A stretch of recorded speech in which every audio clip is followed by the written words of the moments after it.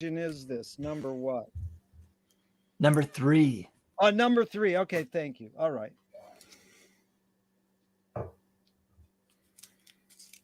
Hello, Global Theater. My name is boy. Rob almost freaked me out there. My name is Jerry Fialka, and it is September 21, 2021. We are on Rob Grant's super channel called I'm Probably Wrong About Everything. And indeed, Rob isn't.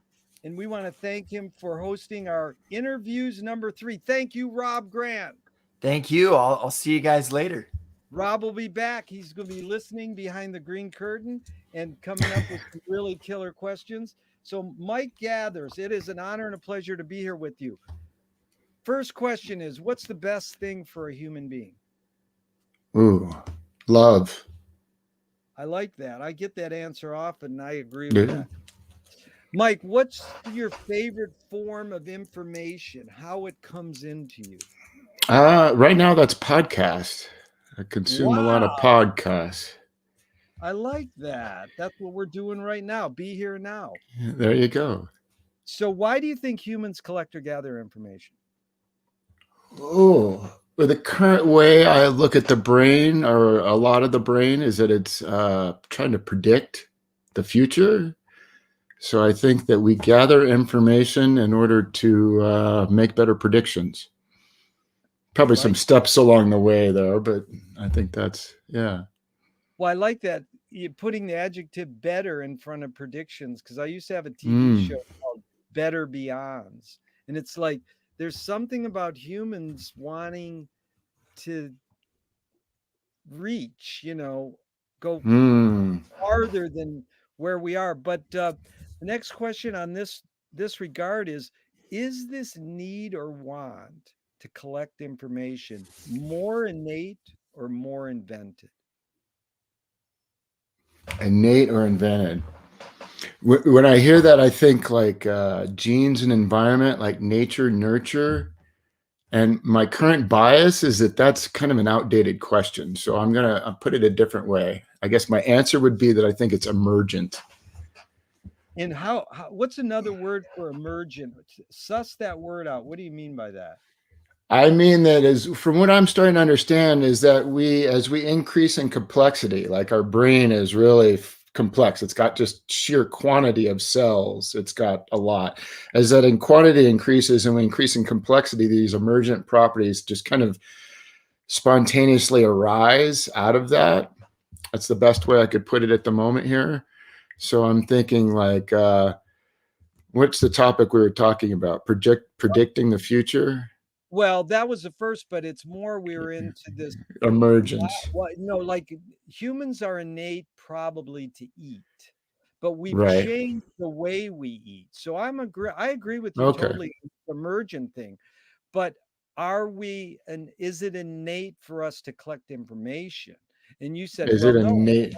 It's more emergent, which is fine answer. There's no right or wrong answer to anything. Sure. I'm just trying. Yeah, no, I'm trying to refine that because you asked what is emergent, and you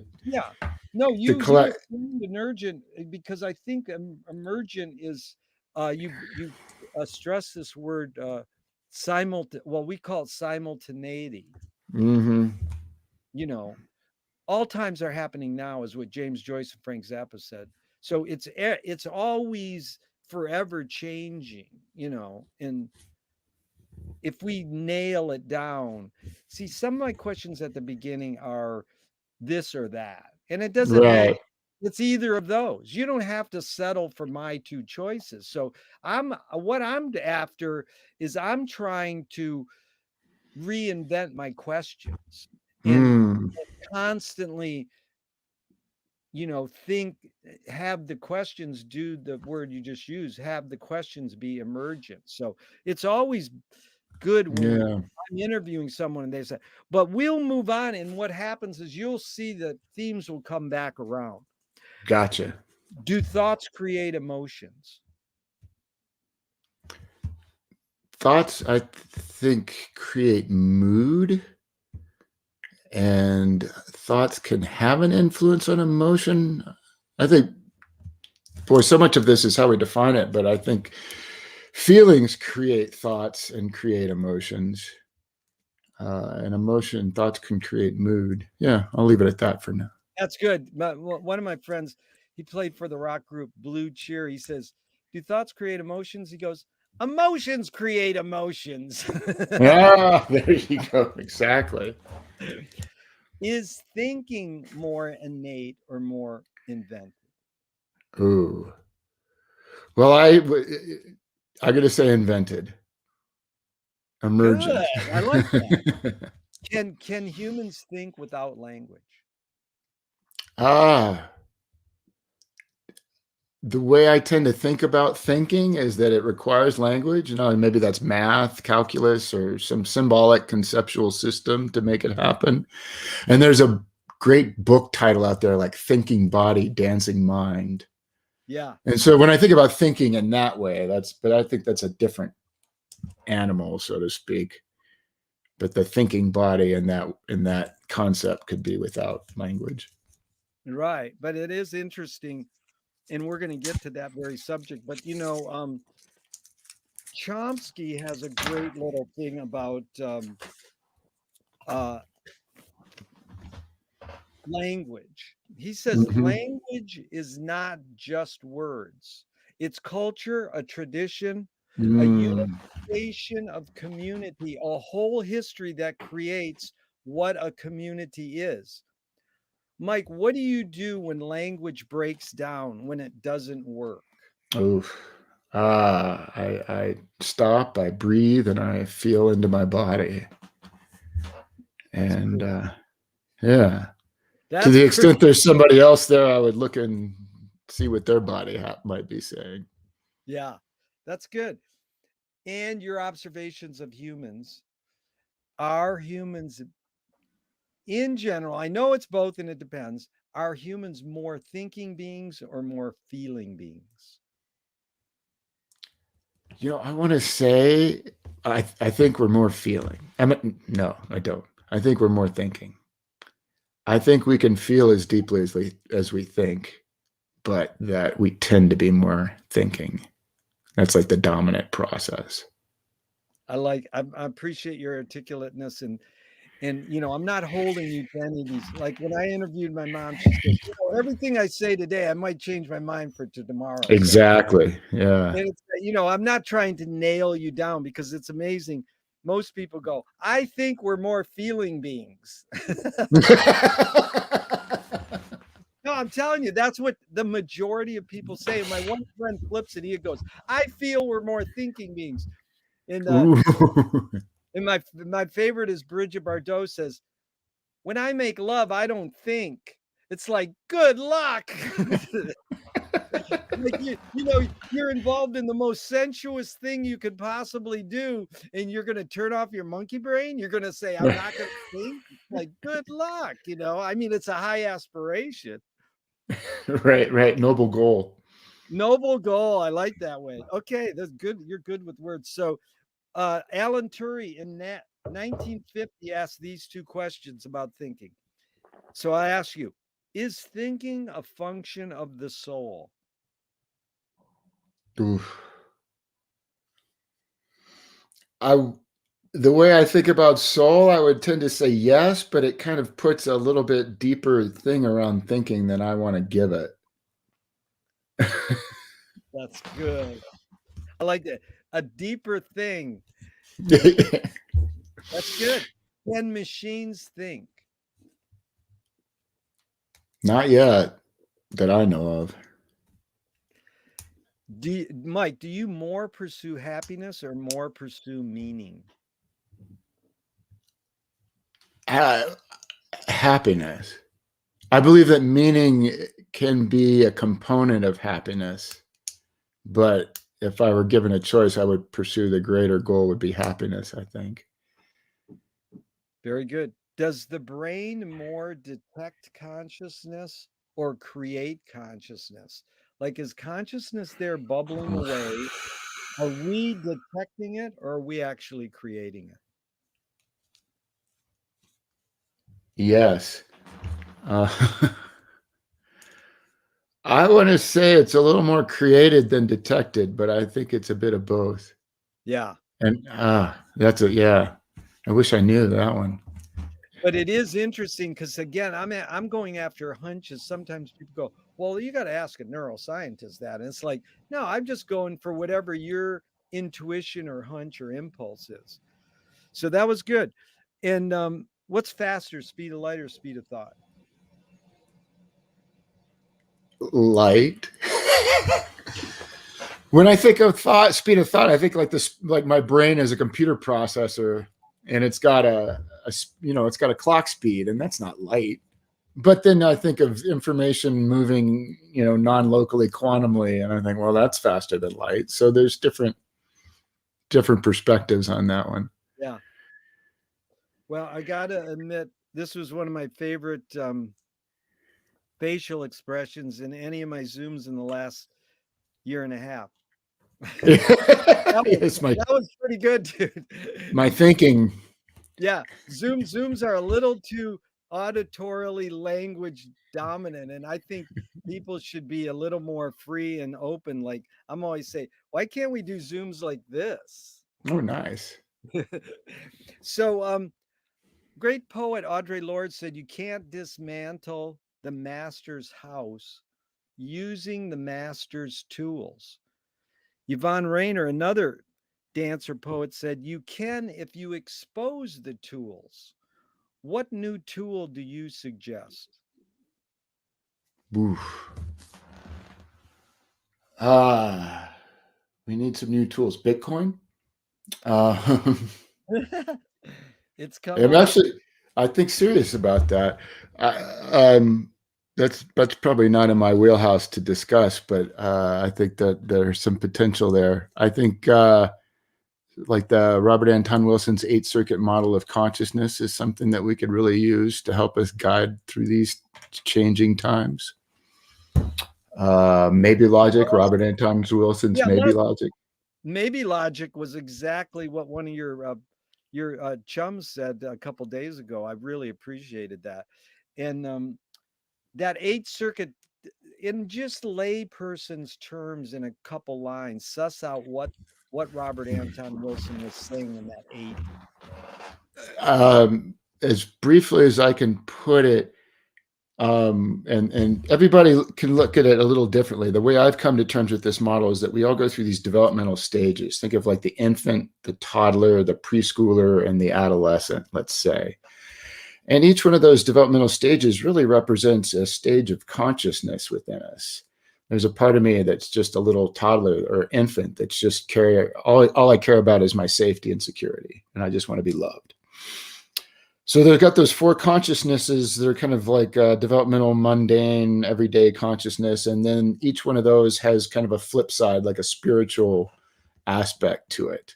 And those can be referred to as the upper circuits. And so, yeah, in a nutshell, it's just those are these 8 dimensions of consciousness that really this model wasn't, I said Robert Anton Wilson, it was really developed by Timothy Leary. Timothy is kind of known as a maverick and a wildcat or whatever, but he was really a brilliant psychologist. And I think as soon as he got a hold of psychedelics, he really started trying to model these altered state of consciousness. And from day one, with him, that's just kind of what he did, is try to understand these things. And that was kind of the model that he came up with in the end. And Robert Anton Wilson really put a lot into publicizing that model. That was well put, dude. You really did it. And Thank you. We're big fans of Tim Leary because he's misconstrued in pop culture. I mean, basically, the dude wrote 33 books. Most people think, oh, he was just a kooky drug taker, and brilliant thinker. So far ahead of his time. Yeah. So, Mike, what do you worry about when you go to bed at night? Oof. My kids. Have I done enough? Have I done enough for my kids? Have I done enough for my household and my career and to keep, change the world today? Have I done enough? Yeah. It's like, I guess humans want to think that we're on Earth to make the world a better place. So have I done enough is a good way to put it. You're like, have I done enough? to make the world a better place. It's high aspiration, or like you said, it's a noble goal. And hey, why not? Why not pursue it? There's probably something good at the other end that if we all try it, I always thought if every human at a same moment thought, let's have no more war, would war disappear? Like Hmm. every human, like really put everything they could, body, soul, mind, into thinking that, you know. Yeah, I think that would. Now, if we could just make that happen, Yeah. let's So dose Marshall the water, McLuhan, say it again. dose the water supply. Oh, dose the water. Yeah. I didn't. No, the little offhand comments are usually the really heavy things. I love to hear them. There's so much talking over each other on Zooms that I really love to suss out the little fine lines. Nice. So Marshall McLuhan learned from Ezra Pound, who again was a big influence on Robert Anton Wilson, that Mm-hmm. artists are the antenna of the race. They're broadcasting and detecting the hidden psychic effects of our inventions. So, like, we don't know what Zoom does to us. We just embrace it, and it's a great tool. It's enabled us to be together here, spend time. So, we look to the artists, we can see them broadcasting these, detecting these hidden psychic effects.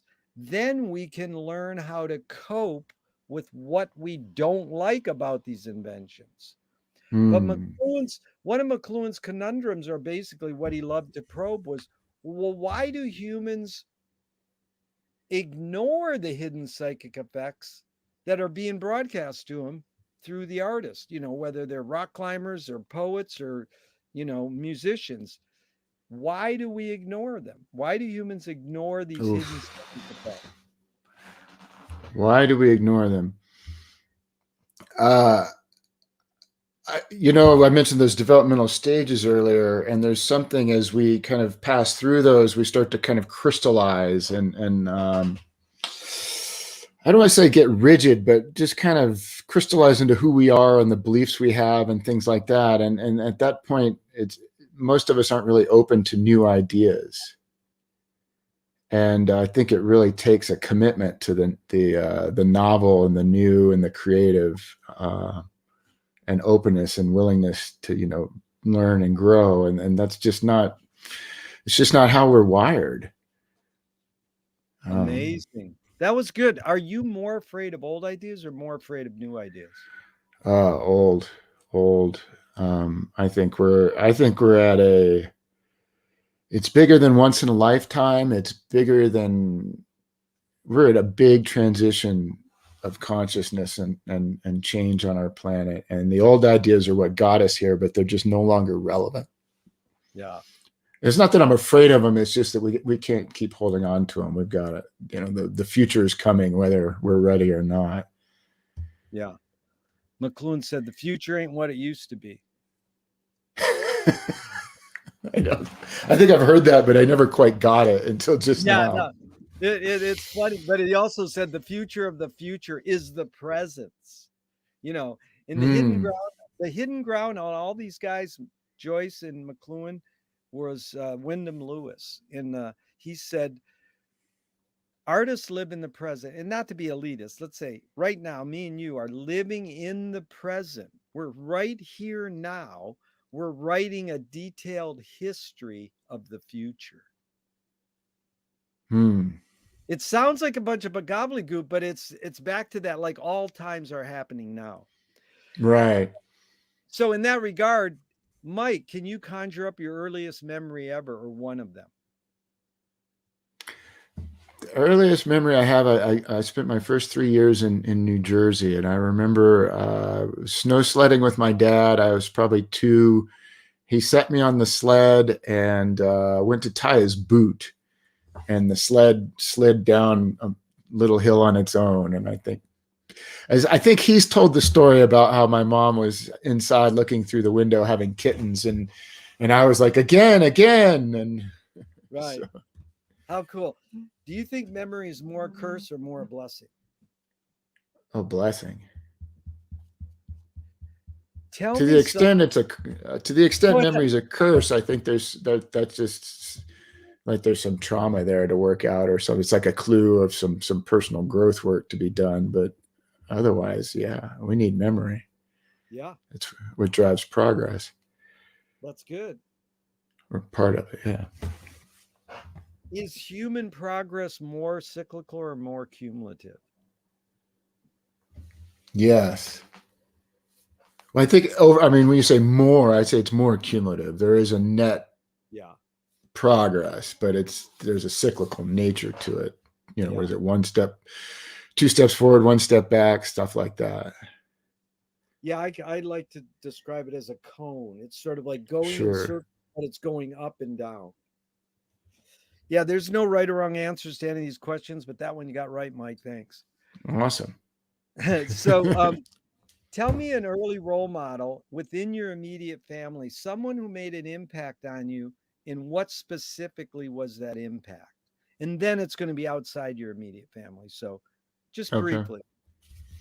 Uh, what comes to mind is my grandfather ran the hardware store in a small little farm town, and there's something just cool about being a hardware store in a farm town to me. It's kind of like you're the town engineer in a way, plumber, electrician, and hardware guy, and an entrepreneur. You know, had his own business. So just that I didn't know him too well, but that archetype of the hardware store in the farm town. And they would come to town and do cool projects, you know, home improvement type projects, just small things. But when they came in town for holidays, and that stuck with me. How cool. And then outside your immediate family, someone who had an impact, role model, what specifically was that impact? You know, I would say in my career, I've kind of had two career paths. One is an engineer, and one is a psychotherapist. And in each one, I have a role model.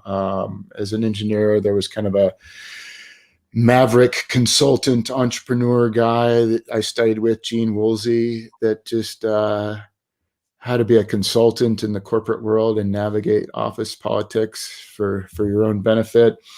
And then in the psychotherapy world, a guy named Ron Kurtz invented Hakomi therapy. And he was just a big-hearted guy. He didn't really need a lot of conversation. He just read body language, and he just loved you. And he was a huge influence. Beautiful. Did your parents raise you a particular religion? Um, sort of. They weren't too big on religion. We were definitely Christian, and I was apparently christened as a Presbyterian at birth, which is kind of my dad's denomination. And then I was also baptized as a teenager in the Baptist religion. Um, so got a little both. Do you pray, Mike? No, not like as a formal Christian religious ritual practice. No, every now and then when things are going really bad, I might wish to God about something, but more of a spontaneous calling out. If God does exist, what would you like God to say to you after you die? Oh, mm. You know, the first thing I just wish you would say, you nailed it. Good. I That's just one of my need to hear favorite that. lines. You nailed it, dude. Okay, Yeah. so do evil people exist, or does evil use people as a vehicle? More dominantly, I think evil uses people as a vehicle. Yeah. I don't believe that people are evil at a fundamental level. I believe in that Buddhist basic goodness. And yeah. This question is, how do you advise someone to deal with an enemy? But I'm going to set it up with a few modern thinkers' thoughts. Alan Watts says, if you acknowledge your enemy, you empower them. Coppola stole from the mob and the samurai. Keep your friends close and your enemies closer. JFK said, forgive your enemy, but don't forget their name. And Fellini says, I need an enemy. So it's a lot of Mm. thought. It's basically the question is, how do you advise someone to deal with an enemy? But first, how would you react to Alan Watts? If you acknowledge your enemy, you empower him. This is the psychotherapist answer. I don't. I believe that if you have an enemy, like a vested negative energy towards another human being, I think that's representative of something inside you, some shadow component inside you that you haven't come to terms with, and that you're projecting it onto that other person. So this Alan Watts empowerment quote to me is about like, I'm, instead of dealing with this thing inside of me that I haven't come to terms with, I project it on that. I'm giving my power away to this other person, to this enemy, and I've delegated responsibility and self-ownership through that process.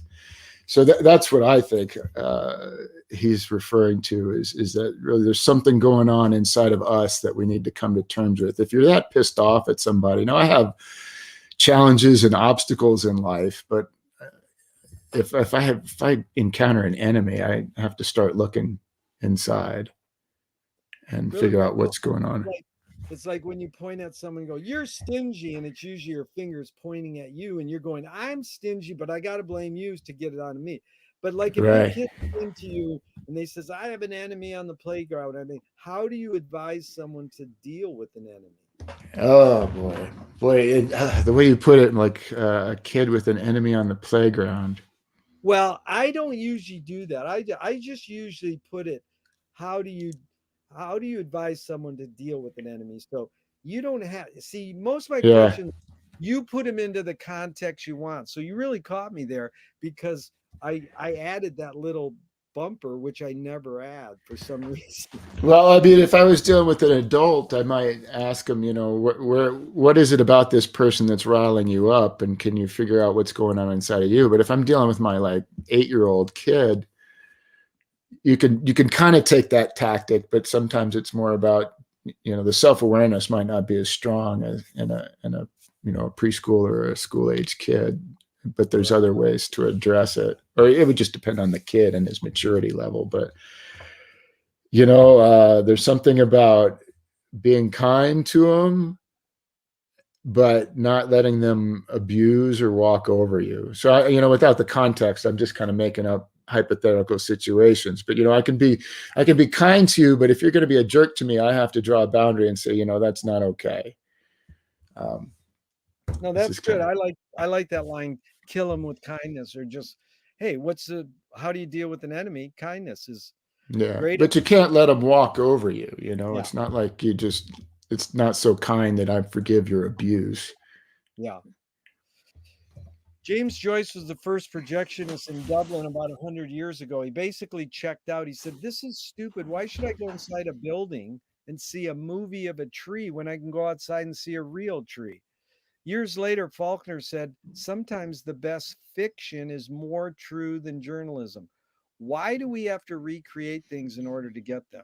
Why do we have to go to a theatrical play of people acting out life? Why don't we just live life? Boy, that's a great question. There's something about that creative experience that can evoke strong emotions or a deeper human experience. Does that make sense? There's something about that artistic process that's tapping into some deeper things. So maybe I can go on a hike and tap into that current, or maybe I can go to some artistic thing and tap into it in a different way. And it might, I think the thing with art is it's going to maybe sneak up on you and find things you didn't know you had inside you, or inspire things inside you didn't know. Yeah. Um, Yeah, yeah. that's in really good answer. It evokes Auden the poet said, "The mystery of art is that we don't know if it activates or pacifies us." So, like, we can watch Mm, a cool movie. You know, I watched mm, Blood Brothers with story of Muhammad Ali and Malcolm X, and I was just like, "This is amazing! My heroes and their brothers, and then they had their falling out, and it was just very inspiring." So, did it activate me? Did it make me go do something, or did it pacify me and just let me sit there and go, "Wow, great escapism! I got out of my life for 90 minutes or 2 hours. I learned something, but now I'm just going to go on with my life." You know. mm. So we don't know. I mean, we want to believe art activates us, but is it bad if it pacifies us? who knows? Pacifying us can be a good thing, I think you need both. Yeah, you definitely need both. So walk us through the through line on like your two major things, engineering and psychotherapy. Like, when did you get to a point in your life and go, I want to do that? Like, sort of just walk us through Sure. how you got there. And, it's almost like the engineering sounds like it started when you're going to your grad. Engineering was there from the beginning. I was good at math and science. Like I said, my grandfather was like the hardware store, Yeah. small farm, and my dad studied engineering and went to work as an engineer. And then they moved him into sales after a while. Um, but that was just kind of in my mind, and I just loved math and science and tinkering with things, and I loved high school chemistry, and I just found out chemical engineering was just really where my passions were. And I think there's just a background of like systems thinking and process thinking and big picture problem solving and strategy, and that I really get into. Um, but I kind of just kept into the corporate world, and I never really found my place, so to speak, after bouncing around. I like to do different things and kind of be behind the scenes as like a maverick in the corporate world, changing things, and give me the hardest thing to do, and I'll find the easiest way to do it because I'm the laziest guy in the room.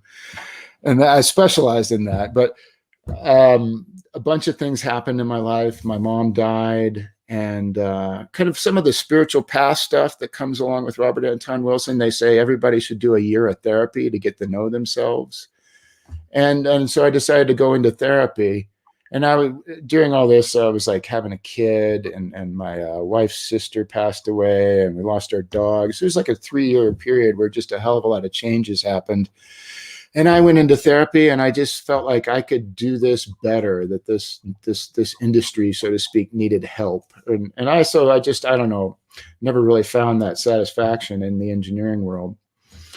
So I did that, and I switched. I went to I went from a very rigorous engineering school, the Colorado School of Mines, to a very rigorous therapy school, but alternative university, Naropa University in Boulder. And yeah, I got a great education, and I did that for 5 or 10 years, and I felt like I had kind of come up the learning curve, and I was kind of like just sticking to my small little town of Golden here and kind of taking whatever clients I could get. And I wanted to really, I buried my engineering past behind me, and I thought I had a lot to offer there. So I started working with engineers, like how do you navigate the corporate office politics, and how do you navigate the ladder.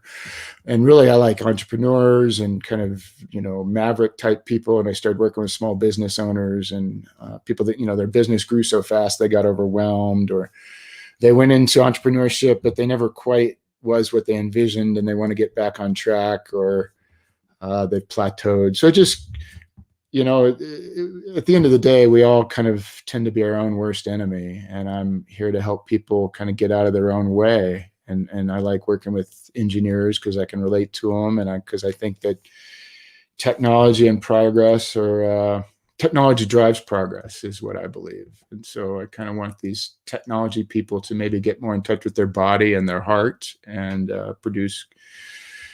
solve problems that are meaningful. And so I'm trying to help them as much as I can, but that's kind of the path there. That was really well put. Thank you, Mike. And it's like, again, your words, noble goal and high aspirations. And a screenwriting teacher said to me once that great art or great film is when you can clearly see the intention of the maker. Stanley Kubrick says the opposite. Great art or great film is when you can clearly not see the intention of the maker. In both your paths, what role has intention play?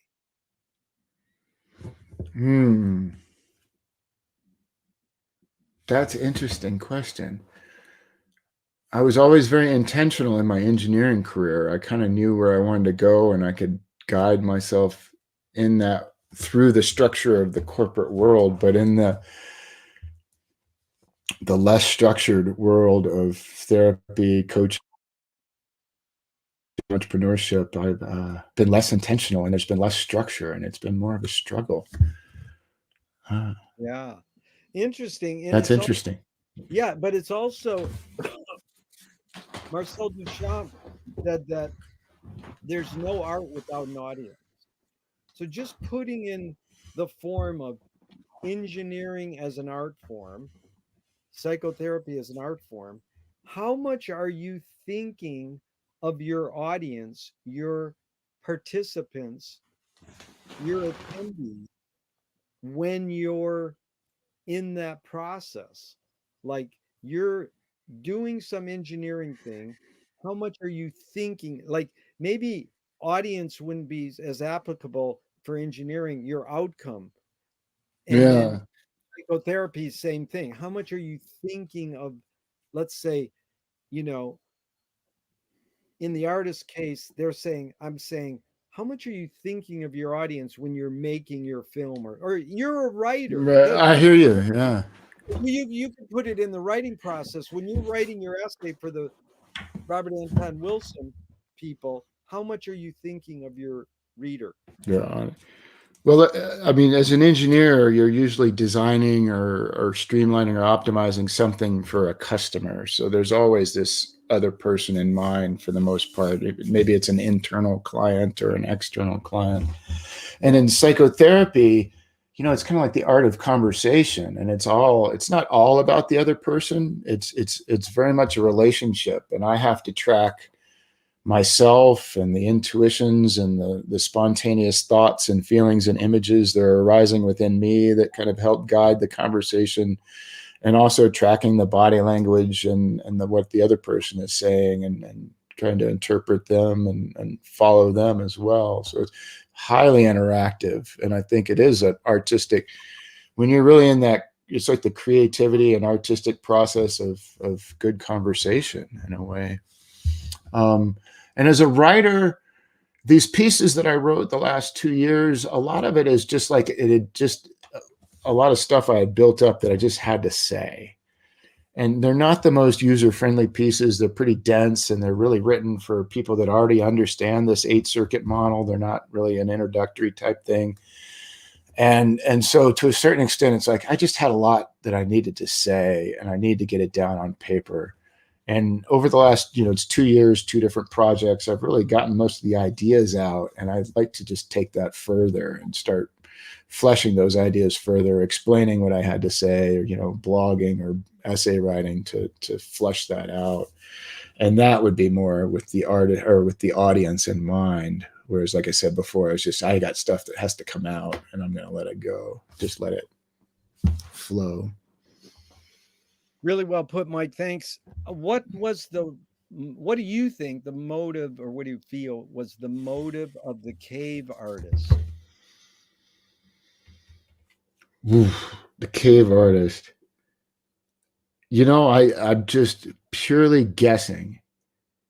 I imagine they could be just documenting their lives, but I also wonder if they're trying to guide their lives.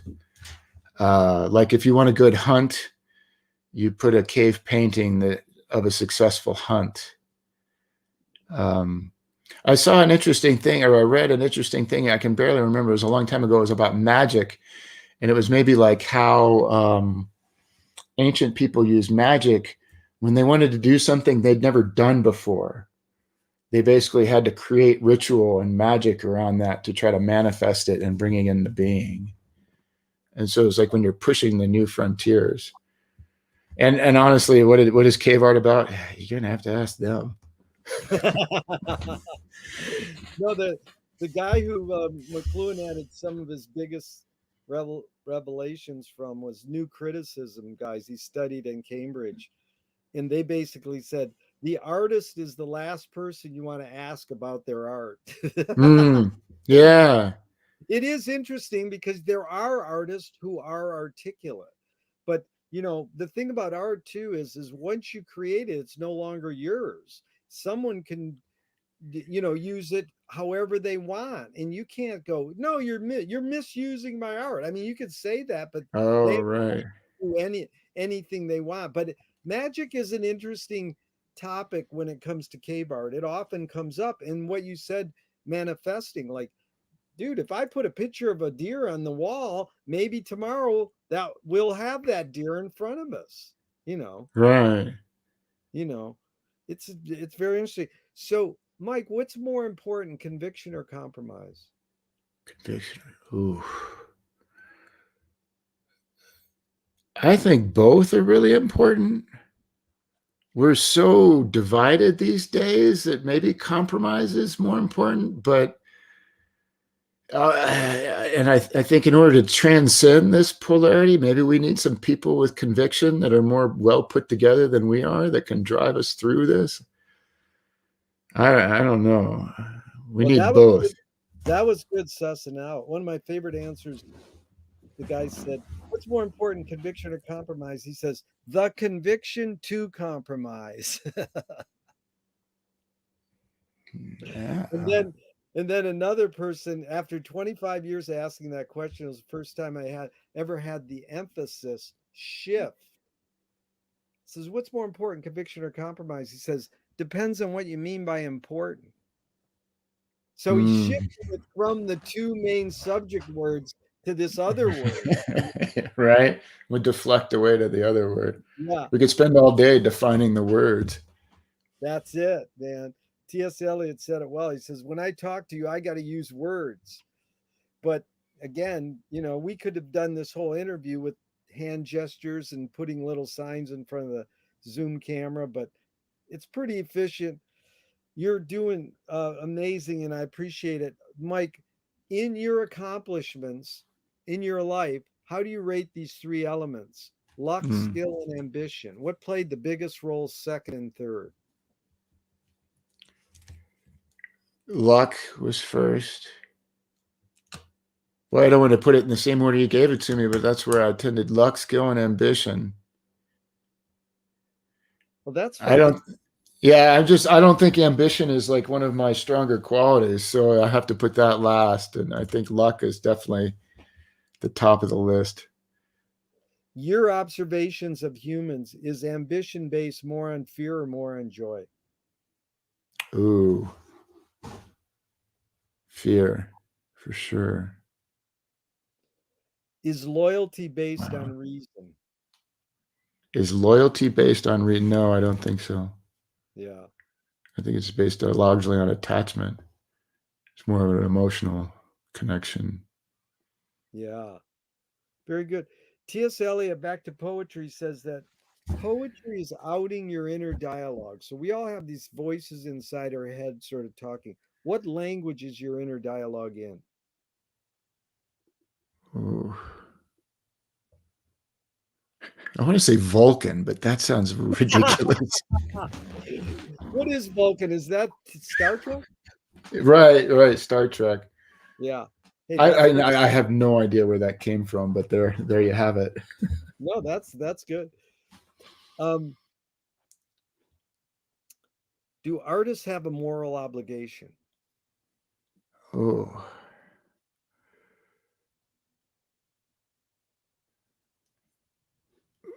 boy, the sound of that, I want to say no. That moral obligation is kind of counter to good art. Yeah. There's a certain social obligation, I want to say, and when I say that, I mean that I think art kind of helps define and push our culture further into the future. So I don't like the word obligation, but there's a certain social role of the artist, maybe is a better way to put it. But that's a different No, that's moral good. ob. You help me on that because I could say, do artists have a social obligation? See, Yeah. this is a new question I just introduced in the last 2 or 3 months, and no one ever shifted it because just that word moral and social. I mean, what's the difference between moral and social?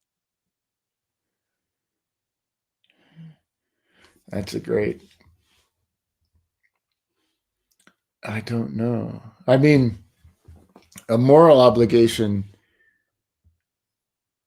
sounds like you have to confine yourself within the accepted mores of society, and I think that the artist has to actually do the opposite of that, and it needs to break down those constraints.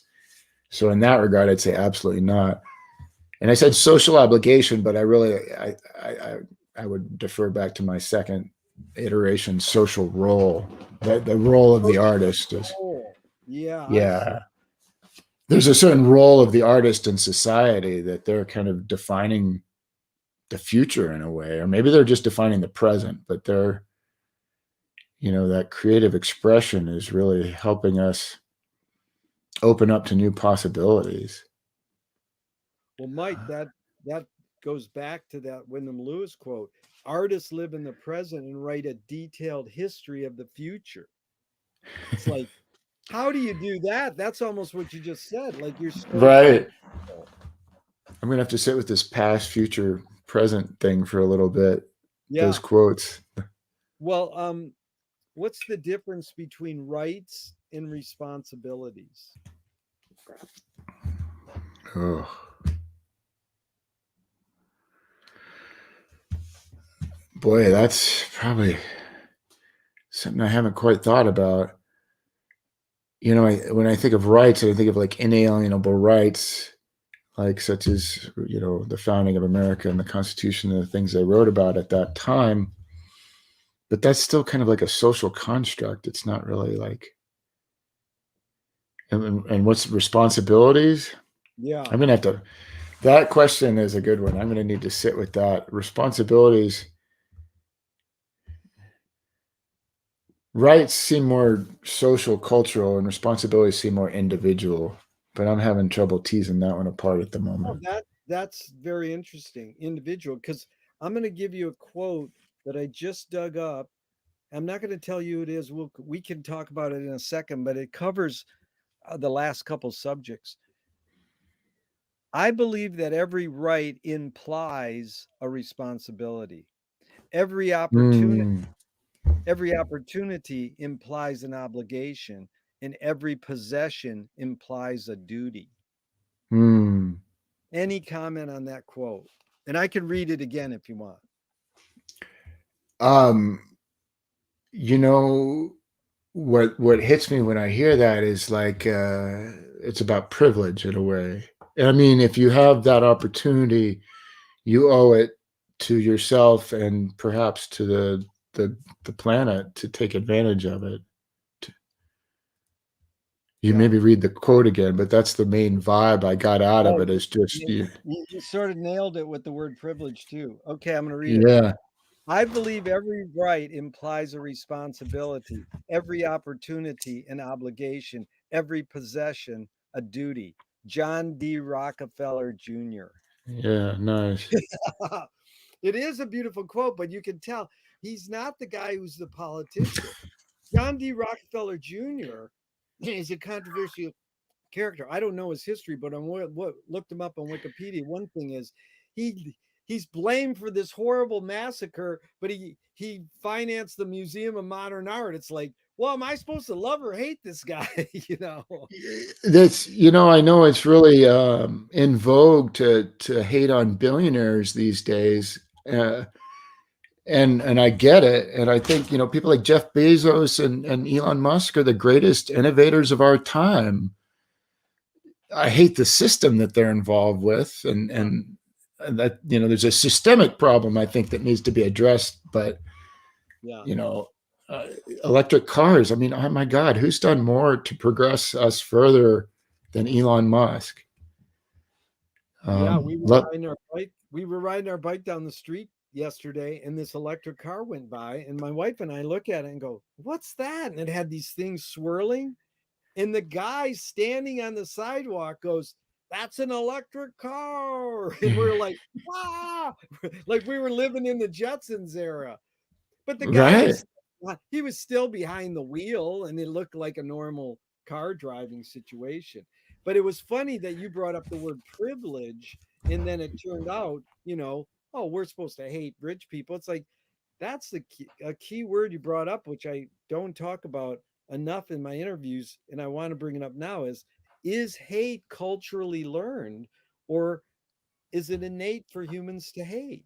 Like, did we invent hate? I mean, like, what is hate? Is Hmm. such a heavy word because I'll go, I hate this music. Like, I don't hate it, but I use this word, you know, or electric scooters took over our hometown, Venice, California, before COVID. And I would stop every time at a light with my bike and turn to the person next to me and I go, what's your take on electric scooters? And 80% of them would, I hate them. It's funny. I use that for things. I don't say I don't like this. I say I hate it. Yeah. And I don't really hate it, but I have that like default language that I use all the time. And it's really like, my goodness. That is a good way to put it. Default language. Yeah. But I mean, in essence, you studying psychotherapy, is hating something that humans invented, or is it something that's innate in us? What do you think? Just what's your hunch on that? Um, there's an innate quality I think of like a baboon, baring his fangs at a rival gang baboon or something. There's something primal. I don't know if that's hate though. So that makes me think hate's more of a human, I want to say emergent property, but yeah. Yeah. No, your emergent property thing, emergent property is really a good way to put it because go back to the baboon. We don't speak baboon language. They might not have the word. It's like Australian Aborigines have no word for boredom. Does that mean they never? Right. No, they probably get bored. They just don't have a word like we have for it. Who knows? Right. You know,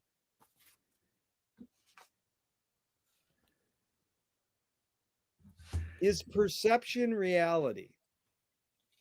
Hmm. Sort of. My perception is a great deal of my reality, and your perception is a great deal of your reality. And somewhere out there, maybe there's an omnipotent being that has objective perception and has objective reality. But that's a maybe logic tangent right there. But yeah, I mean, I think as a general statement, my perception is my reality. Yeah. No, I liked your answer, sort of.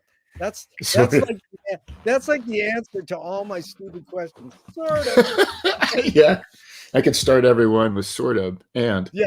Well, no, one time I interviewed this poet who's really smart, and every question, and I'm open for saying I don't know or pass, but I don't encourage it. But like every question, he went, I don't know. And I mean, it's so funny. It's like 90 minutes of going, I don't know. And then once in a while we get into things. I says, that's all right. I'm not I'm not trying to put, it appears sometimes I'm trying to put people on a spot, but I'm not. I'm like, just No, like these are this. great questions. No, I appreciate it. I mean, it's not mine either. I've just collected them.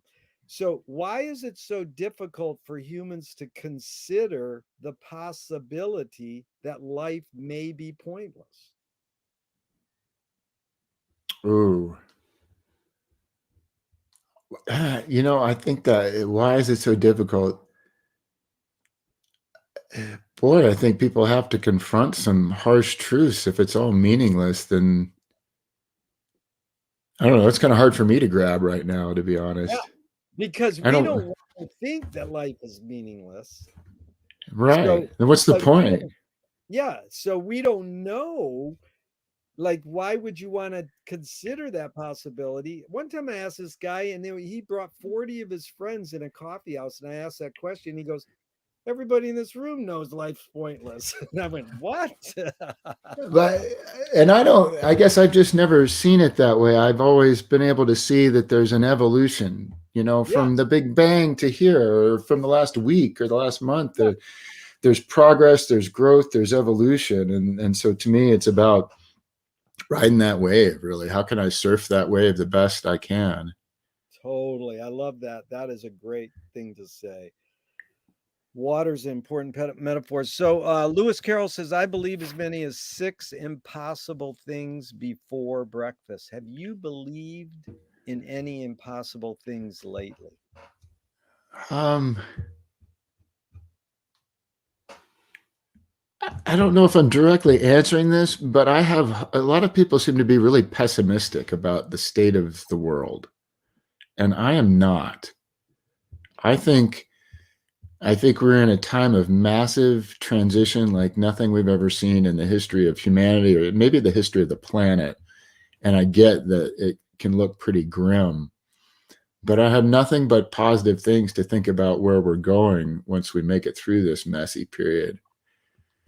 So it's hard for me to wrap my head around impossible, but when I think of just optimism, Yeah. like, Where, I'm really like, optimistic.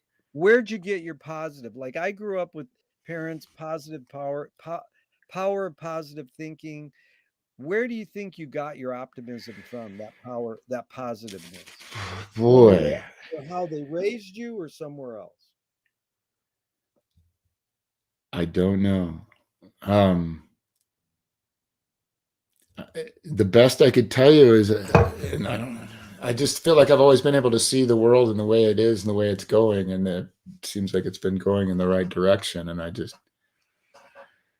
know if that's the right answer or not, too, but That's not a right answer. But I mean, yeah, it feels like an adult thing to say. I saw where the yeah, world is going. I don't know, but I've yeah. always been positive and hopeful. I'm the same way, and people say you're Pollyanna. I goes, well, sorry, but it's funny because the great jazz shaman Sun Ra said the impossible attracts me because everything possible has been done and the world didn't change. Wow. So going into, let's stay on psychotherapy for a second.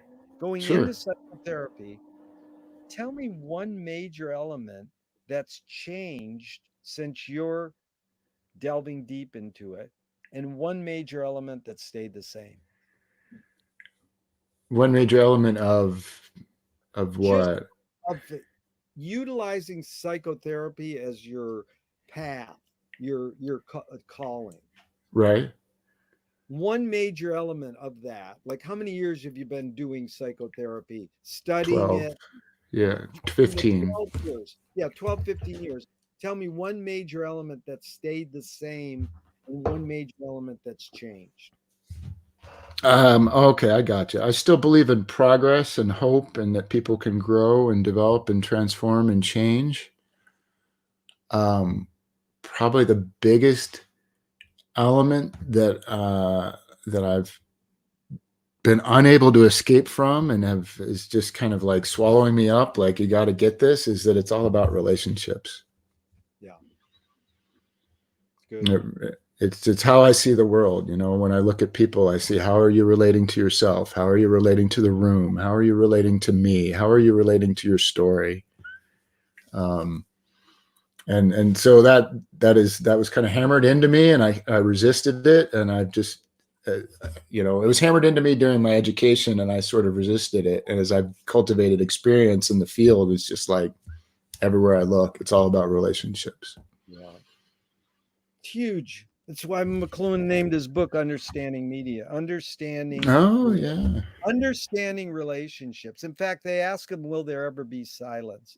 And he said, objects only exist in relationship.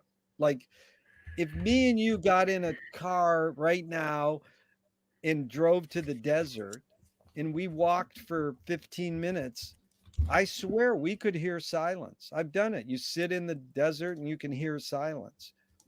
But Mm, there isn't no silence. You can't get it. And it's because the relationship is we would hear the car yeah. noise for 15 minutes, then we'd hear our feet on the sand for 45 minutes, then we'd hear our feet on the sand for 15 minutes, and then we'd sit on the rock and we wouldn't move. And we think we're hearing silence because of the relationship of what's just happened to our ears over the last 2 hours. Yeah. There's a quality to the silence. Like Yeah. when you said desert silence, I could immediately like tune into that Yeah. silence. I would. Yeah. So I mentioned one of my mentors was this guy, Ron Kurtz, and he founded this therapy. They called it Hakomi therapy, and they were trying to come up with a name for it. And one of the guys in his circle had a dream where Ron, handed this guy a piece of paper that said Hakomi on it. And they were looking for a name, and they liked the name, and they were trying to like, where the hell did this come from? And they found out one of the things they found is that it was a Hopi word that means, how do you relate to these many realms?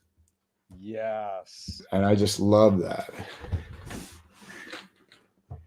Yeah, and that's the other thing. There's multiple realms, meaning, there's many. When your relationships aren't just one, you can't define just one. There's the relationship of the words we choose, and it goes on and on.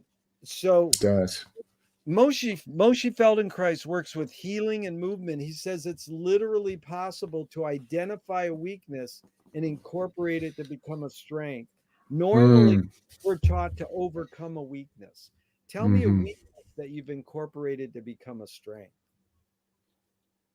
Yeah, I used to be what I would say would be emotionally immature. And through my training and study of psychotherapy, I've developed a pretty good capacity for emotional regulation. So I can sit with people in a lot of distress and be pretty calm and be present in the relationship with them. I'm pretty good at that these days, whereas I used to be just my own dysregulated mess. That is really well put. Thank you. Anger can be a productive emotion when fill in the blank. Oh, anger. I think anger can come up in a situation where you're protecting healthy boundaries. And I think anger can come up when you're like defending boundaries, and sometimes those boundaries are unhealthy, and then it's unhealthy anger. And then there's, if I'm with my kid and we're being threatened, I want to get angry and be able to protect him. Yeah, it's interesting going back how boundaries is connected with relationships. That word interconnects a lot. I'm trying to, I wrote about that a lot in my last piece, and I don't feel I really got to what I wanted to say. But to the extent that relationship is about making contact happens where we meet at our boundaries. And it's all those boundary interactions is contact, connection, relationships, emotions. It all comes. Yeah, I think there's a lot of work that could be, a lot of things that could be said about boundaries that people don't really know, don't quite get.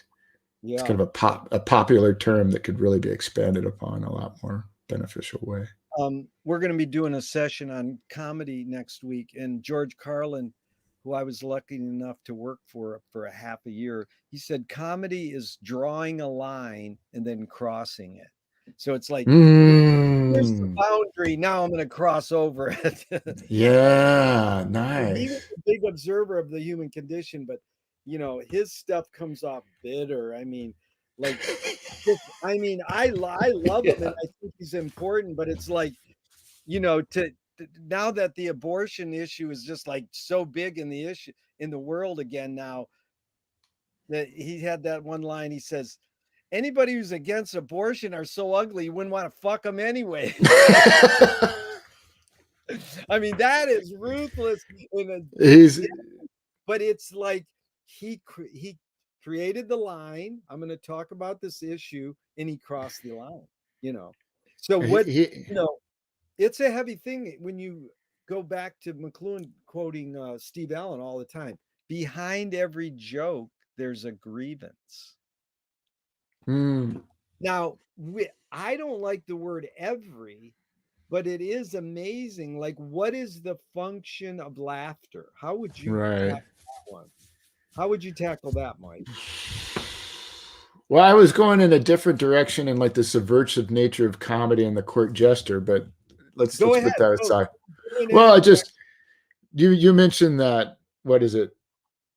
Behind every joke is a grievance or something like that. Behind every joke is a grievance. Yeah. Yeah.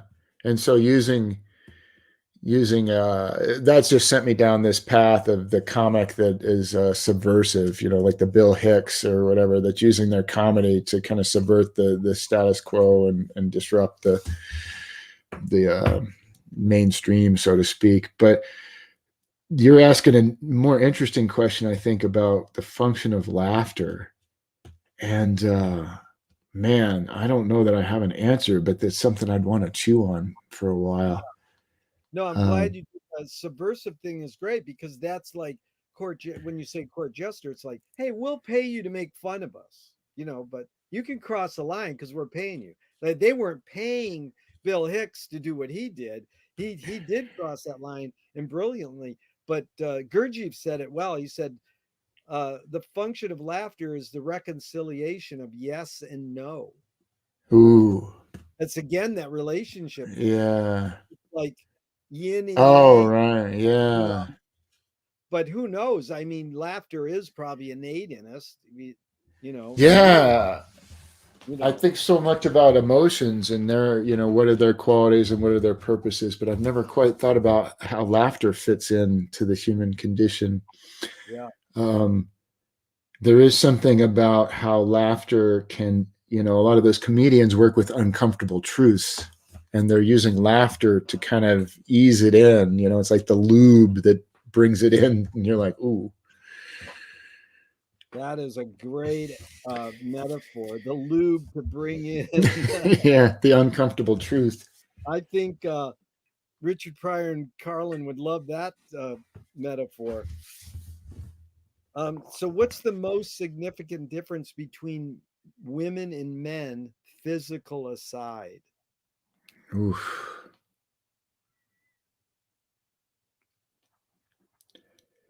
You know, you touched on this earlier. Like, are we more thinking or more feeling? As a gross generalization, I'd want to say women are more feeling than thinking. Yeah. And yeah, it's an interesting topic, masculinity and femininity and all those things. But I'll just go with thinking and feeling for now. No, it's good because I mean, here's 80% of people say that Mm, women are more feeling, women are more emotional. They don't hold it in, they get it out of their system. Men hold it in and are more tense. So, why is that? Why do women live longer than men? I think women are more relational. Um, a friend of mine, or it was a teacher, actually put this to me. The difference between men and women is like agency versus community. So you think agency like an individual that has his own freedom and agency versus the women that tend to be more communal and more relational. Yeah. Um, and it's not that they hold their emotions in, I don't think, or they don't hold their emotions in, but that they share them with others and that they have that kind of group support where the other people they have that relationship. Yep. My my wife's dad was a real wise social worker and therapist, and he said, and this may sound sexist or whatever, but he said, I thought it was wise advice. He says, you have to listen to women, your wife, sincerely, let it go in one ear and out the other, and don't be so linear and go, look at you just said we're going to spend $5,000 and we only have one. We need 25 hours and we only have 24 hours. You can't be you don't want to be linear. You want to just listen to them and let them bang their don't challenge them on every detail. Like Or yeah, the you want to be classic. Go ahead. What was that? you want to be a listening. You want to be Right. yeah. The classic thing you see is that the male is the problem solver. So he's hearing that and he's thinking, "Oh, well, I can fix this, and let me Yes. tell you about it." And it's like, no, I mean, this is the stereotypical situation: is the male's like, "I can fix this," and the woman's like, "I don't want your fixing. I just want to be heard. I want to," and it's like somebody just wants to feel understood. They just want to feel like somebody else. It's like, oh, I see where you're coming from. I see how you're feeling that way. Yeah. Duchamp says a great thing. He says, there's no solution because there's no problem. Hmm. And that could be mamby-pamby, Pollyanna, but in essence, as soon as you go, there's a problem, you've empowered the problem. You go, There's the enemy. yeah, that's it. It's again enemy. a real wise skateboard philosopher taught me enemy is the word name. N, first N, me. You name, as soon as you name something, you create the enemy. You don't have to name the Right. enemy, and you empower it. But I want to go back to stereotypical, because you also quote on your website Joseph Campbell, Mm-hmm. and he's like sort of the king of archetype, with Jung. The hero's journey thing. Yeah. Yeah, how do you describe what the word archetype means? Is Oh that gosh. stereotypical, or is that like, I'm always trying to search out how people, what's the meaning for each individual, on that word? How do you suss out archetype? I was getting it. I was hoping you'd ask me about the hero's journey. That would be easier. Talk about I could talk about that. no, talk about that, Mike, because that is archetypical. I mean, you know, I have this great theory how James Joyce ruined Hollywood because he spawned Joseph Campbell, and Uh, Joseph Campbell wrote Hero's Journey, spawned Star Wars. Star Wars turned Hollywood into a teenage boy medium, and it ruined Hollywood. So I says, well, Finnegan's Wake ruined Hollywood, and you know what I mean by ruin, but it was definitely pinpointed in a book called The Writer's Journey by Christopher Vogler, who took all of Campbell's stuff and applied it right after Star Wars to how to write a great screenplay. And oh then yeah. these Hollywood people go, "You ruined Hollywood with Joseph Campbell." We I had took a class in transpersonal psychology, and we studied Joseph Campbell and the hero's journey, and everybody can use Star Wars because it just fits the model to a T. Yeah, But my professor's like, every Pixar movie follows the hero's journey. yeah, And I was just like, my jaw hit the ground. I was like, oh my, because I had young kids at the time. So I was intimately familiar with every Pixar movie. And I was like, oh, there it is. yeah, But, well, I want to talk about that just for a second, because I think Joseph Campbell did a wonderful thing in outlining that maybe he ruined the film industry, but I think it overly complicates the hero's journey. I think that on the most simple level, the hero's journey is stepping outside of your comfort zone into something that's unfamiliar and uncomfortable, taking a little risk, a little anxiety, but not so much that it's overwhelming. Navigating that new space, learning some lessons, integrating the lessons, and bringing them back. I really think that's the basic out of your comfort zone into something new, you know, learn some lessons and then come back. And now, when I started getting into Carl Jung and reading, it's Eric Neumann, I believe, is the guy. It's one of his students that writes a lot of interpretation of Jung. What I started to get an impression is that Jung thought of the hero's journey as like that process of waking up as an individual, like the adult that wakes up and and really the process of taking responsibility for your life, like we talked about earlier, just taking full ownership and responsibility of your life and becoming aware of who you are and the big bundle of habits that you are, and learning to be more conscious and more deliberate and more loving.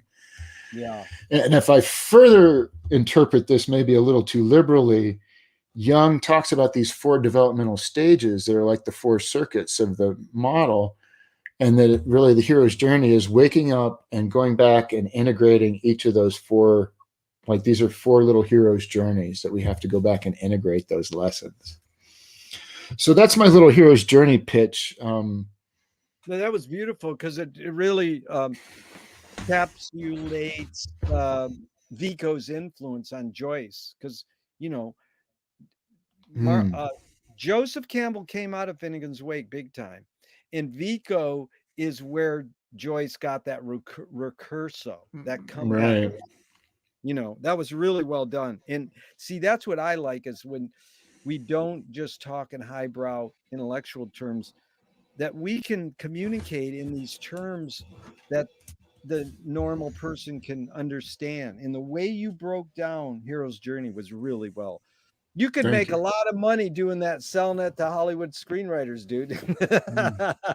No, check out Writer's Journey sometime because it is Okay. funny. Yeah, Christopher Vogler. But here's a follow-up that's interesting.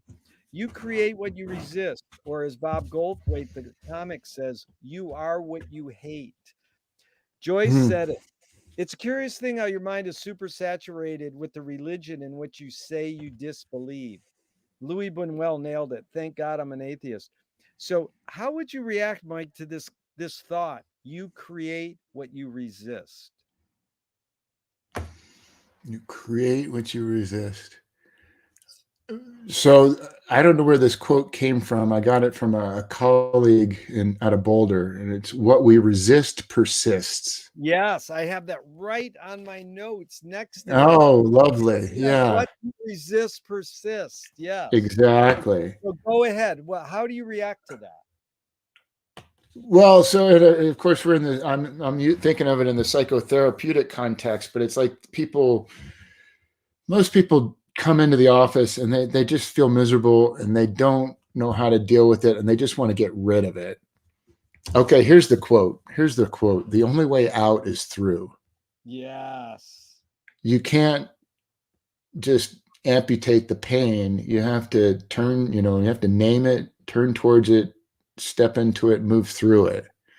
And when I say pain, it sounds scary, but it's really just emotions, and emotions aren't so bad once you learn to deal with them. Yeah. But that tends to fester, and I think most of us have a natural inclination to just avoid it.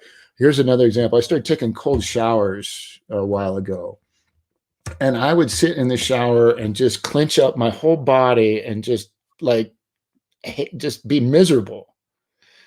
And after doing that for 3 months, I was like, what if I just relaxed and allowed myself to feel it? And yeah, it's still cold, and I tend to say it still sucks because I'm just not into it. But the difference between cold shower like this and a cold shower of whew, is a whole different animal. And I actually started to enjoy it. That is beautiful. It's like, I know you're a bicycle rider. You get on your bike, and it takes usually a few minutes before you go, let your shoulders down. Don't you all of a sudden you realize, oh, it's like an amazing turnover. I do it every day on my bike. Oh, okay. Yeah. All you have to do is turn the pedals over, but your body's spending so much energy holding on in all these other ways. If you were walking down the street today and you met yourself as a 12-year-old, what would you say to your 12-year-old self? Oh my goodness. Well, the first image that popped into my head is Dory from, what is it, Finding Nemo, and she's like, "Just keep swimming, That's good. just keep swimming, just keep swimming." That's I'll go with good. that. How do you find peace of mind, Mike? uh, it depends, but just how do I find peace of mind? Discovering and integrating more of me. Oh, And there's so many things, I couldn't name them all, but who am I and what is it that works for me and how can I do more of that? dude, I'm so impressed because I thought it's so easy for you to say rock climbing, biking, or taking cold showers. You said something a little deeper, and I Well, and appreciate those, and I love those things, and those are great, and I need more. I need time with my wife and kids, and I need to have a productive career that makes me feel satisfied. And there's so many things, and rock climbing is great fun too. Yeah. Which way should toilet paper come off the roll, over or under? I'm an over. If a publisher was to release your autobiography off the top of your head, what would the title be? Late bloomer. They want to scent the glue in the binding. What smell would it A mix of coffee, weed, beer, and BO. Nice.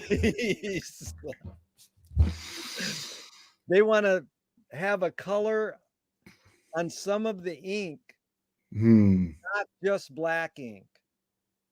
What color ink? What color would you have some of the text in? I'm going to say red. If a statue was built in your honor, where would it be displayed and what would it be made of?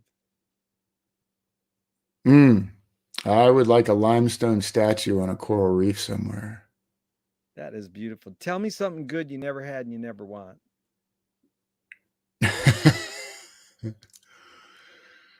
Cocaine, heroin. Okay, wait, look at the three most the answer I get the most is fame, money, and heroin. So I you've think I kind of never like fame. I don't know. you've never had coke or never had heroin. That's pretty cool. Okay, if you were in a vat of vomit up to your neck and someone threw a bag of shit at your face, what would you do? I would probably not do anything but have this kind of like, this is my life now look on my face. Like, just really, Wow. this is what I got. This is heavy because the guy who taught me this question is a brilliant mentor. And it's, if, people sort of gross out by the thought, but it's like, it's the human condition. We're in a vat of vomit and people are throwing shit at us. And it's like, it sounded like you were like, well, I'll accept it. Yeah. Well, this is, one person said to me, I'd never be in a situation like that. Right. That's But that might go with the flow personalities. Like, well, here we are. Yeah, here we are. So, Thornton Wilder said in 1928, art is confession. Art is the secret told. But art is not only the desire to tell one's secret, it's the desire to tell it and hide it at the same time. Mike, you've laid your cards on the table for 70 minutes or almost 85 minutes. I really appreciate it. I'm not implying you haven't answered this, but what is it really all about for you? At the end of the day, love, light, and laughter. Oh my God. That's the answer to one of my other questions. I never ask it anymore. Tell me your life's philosophy in 3 words, all beginning with the same letter. Oh, wow. So yours was love, light, and laughter. Yeah. That is great. Let's do these 5 quick Alan Watts questions, just brief answers, 3 to 5 word answers or 1 word, and then we'll bring Rob on. Who started it all? Nobody. Are we going to make it? Yes. Where do we put it? Oof. Wherever we can get away with it. Who's cleaning it up?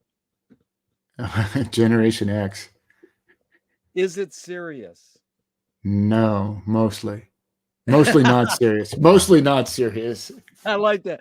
Frank Zappa says, I'm very serious about being not serious.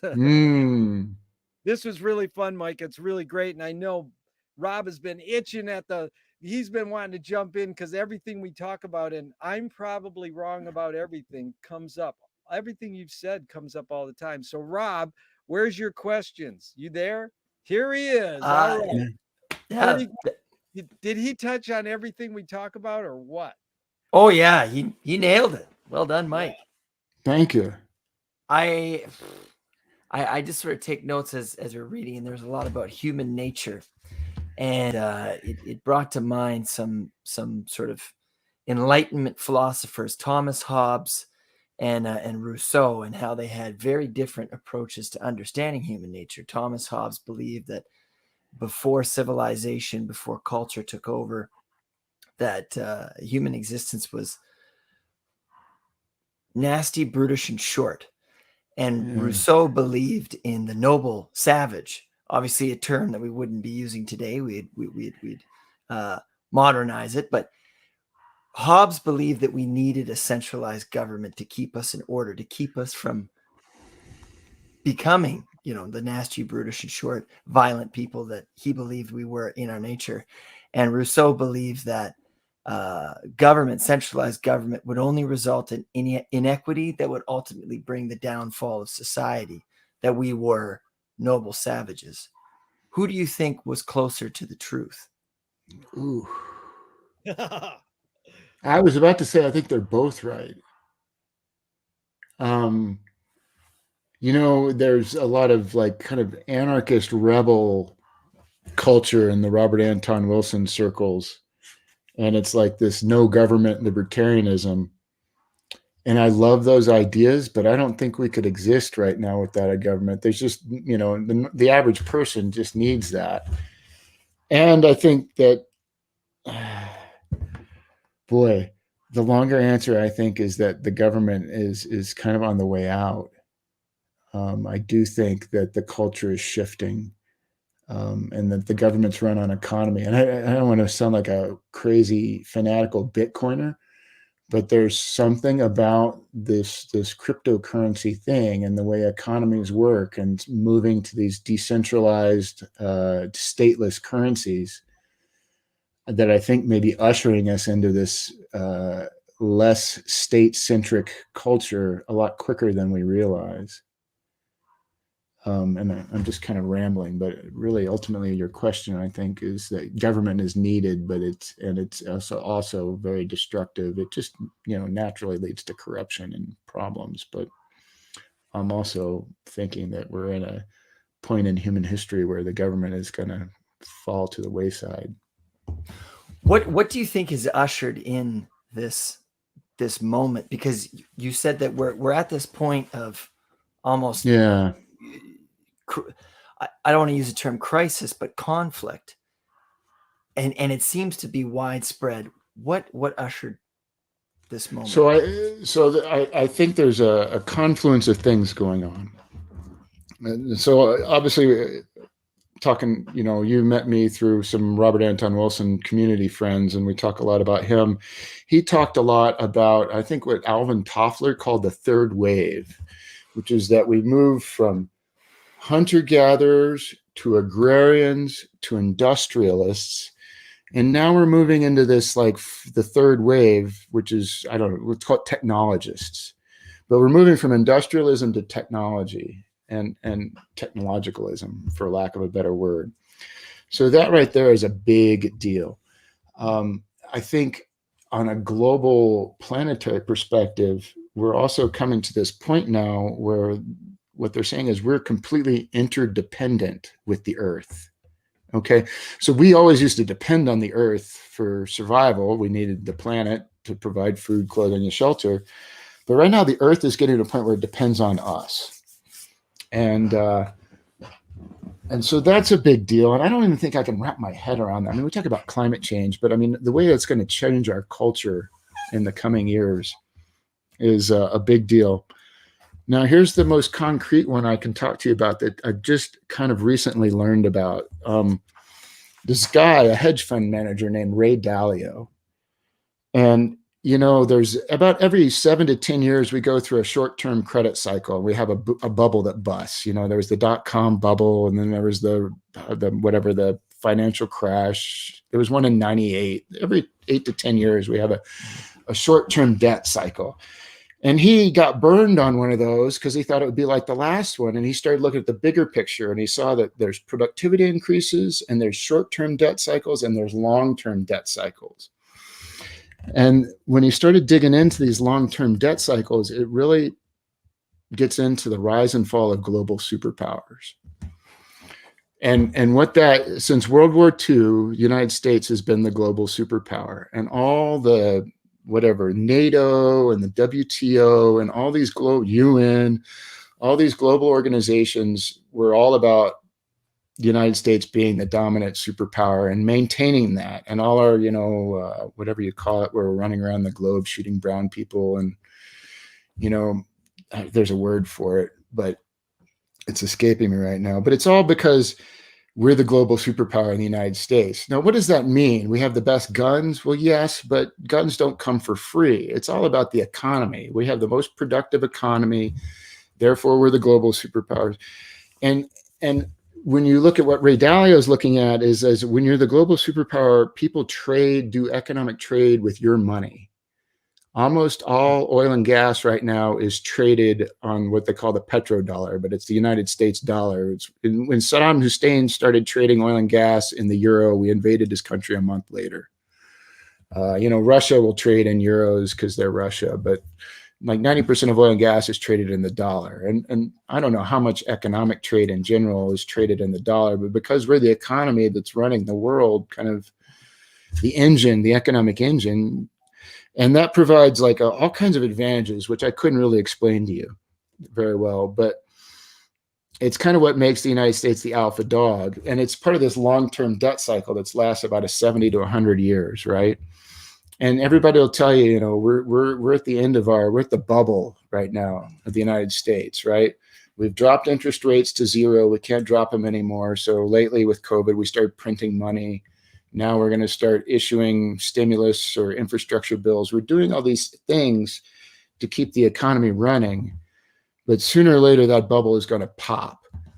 And at the same time, China is rising in power, right? So there's this obvious thing where like we're falling, they're rising. And it's not like they're better than us or any crap like that. They're a bunch of crazy fascists, but they have the economy, That's where the engine is, right? That's where the dollars are. And not the dollars, the Chinese yuan, but okay. So trying to set the stage here is we're having a shift in currency.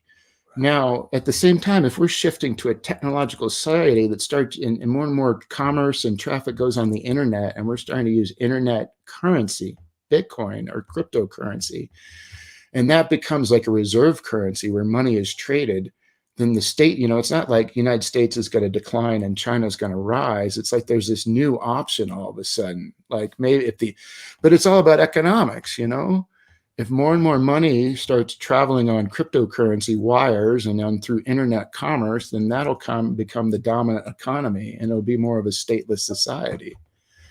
It'll probably be some hybrid model. American dollars, China apparently doesn't want to take over the world, but they want to be real strong regionally, and they want to have trade partners and things like that, from what I gather. So to go back to your question, what's driving this? I think we're having this transformation as a society from industrial to technological at a point in time where politically and economically we're shifting away from United States dominance. China's rising, but there'll probably be some kind of blend of US, Euro, China, and cryptocurrency that the global economy runs on in the near term. And but I just think we're looking at a whole new world. When I go into the technologies, so if you'll let me ramble a little longer, the other thing I've been tracking is this ARK Investments. They're a mutual fund company that invests in disruptive technology. And Kathy Wood is the founder. And she talks about we're on the cusp of 5 innovations that are about to become cheap and plentiful. So one is, the blockchain and the cryptocurrency. 2 is genetic revolution, where we're going to have genetic testing for like $100, where they can just give you a full readout of your genes versus it's just too expensive right now. So when that becomes cheap, yeah. So there's genetic technology and genetic biomolecular advances. The other one is battery storage and electrification, artificial intelligence, and automation. And they believe that all 5 of these domains are maturing to a point where they're going to be cheap and plentiful in a matter of 5 to 15 years. And I forgot what they said. There was a similar period in the Industrial Revolution where you had like communications like the telegraph and the automobile and I think the railroad or something. She had 3 in the Industrial Revolution she mentioned, and now we're looking at 5. So I think the world is just changing in all these different domains all at once. And it's, the global debt thing is once in a lifetime, but this whole industrial to agricultural is, once in a culture. And then the planetary thing about being interdependent on the planet, and that's just going to happen once in the life of the planet, maybe. So these are big fucking deals, is what I'm trying to say. Yeah. And I think it's all happening right now. And it's like all these old structures are breaking down. They don't have any relevance. So, you've got people saying the end of the world is near. And it's just a rebirth. And we're just It's the shedding end all of the your old world. stuff. Yeah. It's this old world. Right. Yeah. And we're, people are looking forward to something new or something that's more equanimous and more just progressive. And I don't think we have a choice. Well, you sort of brought something up. I was listening to a World War I veteran describing what warfare was like, which we can't even fathom. Yeah. What the face of war was like in World War I, and how I really think that was the birth of anti-war. Is they've experienced what technology can do to each other, and they've just come from all over the world. I mean, this is just my opining or whatever, but the experience of warfare has made it making it an obsolete practice. And then you have all these places from all over the world coming to fight the Great War, and then they see each other. For example, during World War II, so there was a Western Front, there's the Pacific Front and the European Front. And the Allied soldiers on the European front thought that the soldiers in the Pacific were less human than the Nazis that they fought, meaning that as they started to combat with each other, they realized, oh my God, I'm killing another human. And so that was 1914. And I think now with the technology that we have, I mean, I'm able to talk to you guys. I'm a Canadian.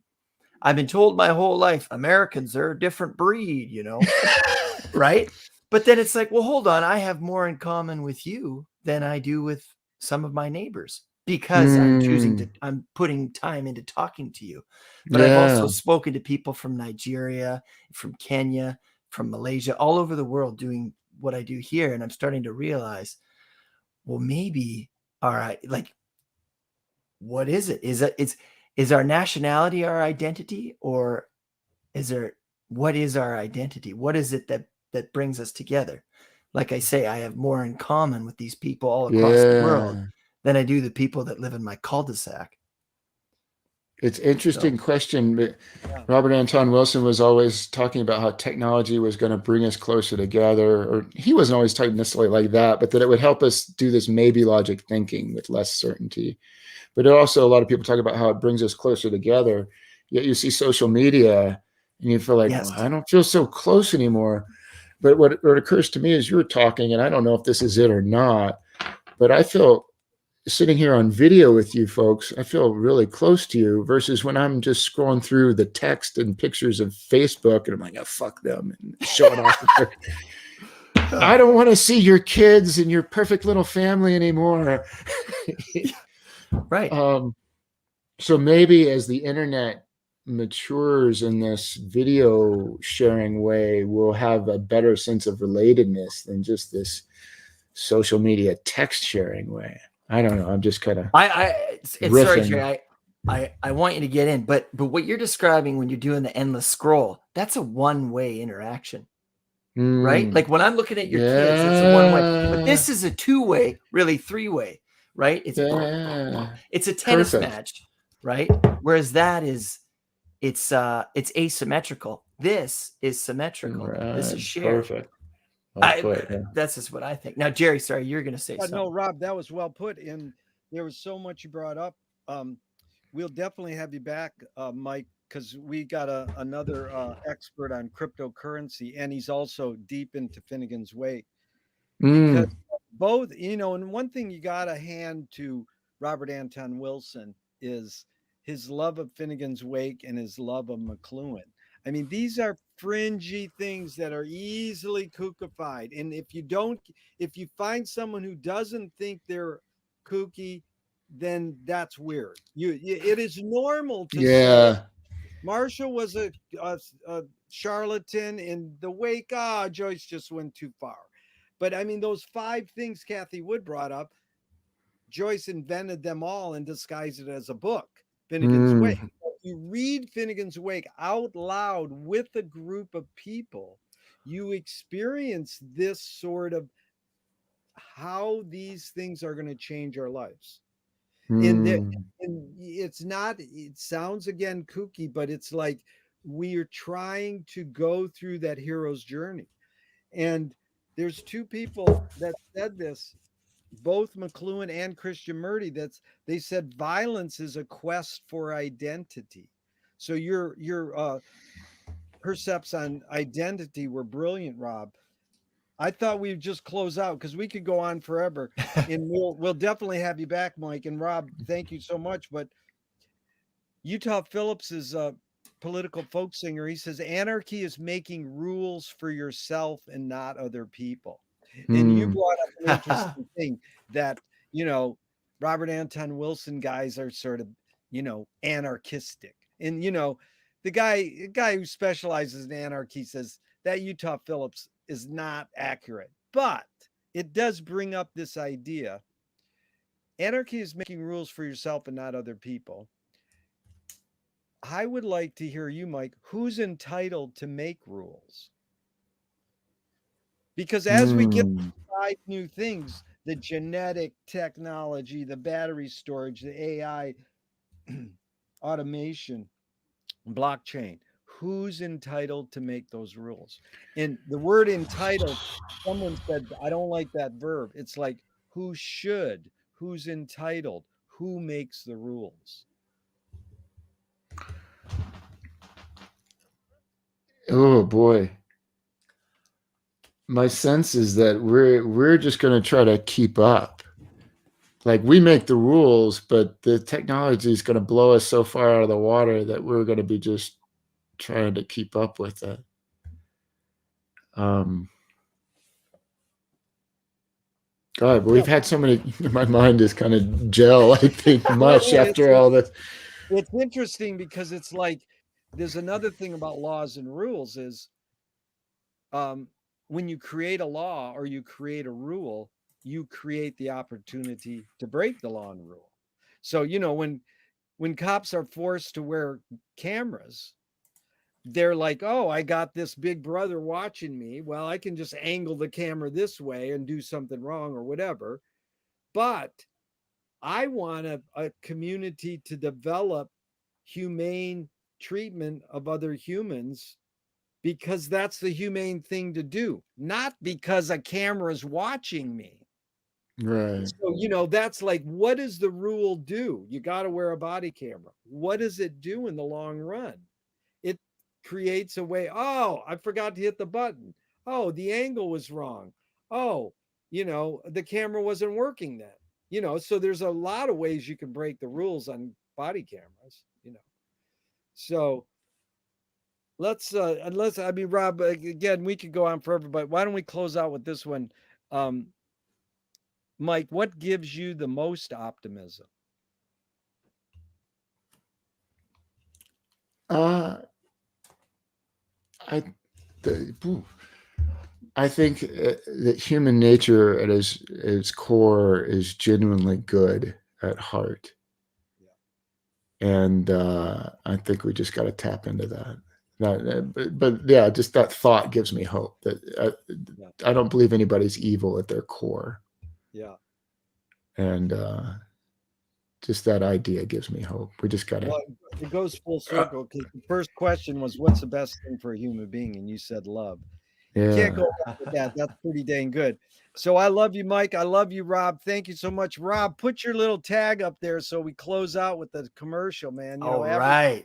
Advertising is the 21st and 22nd century. Mike, we'll have you on again. Rob, thank you so much. It was a pleasure, gentlemen. Loved it. Thank you.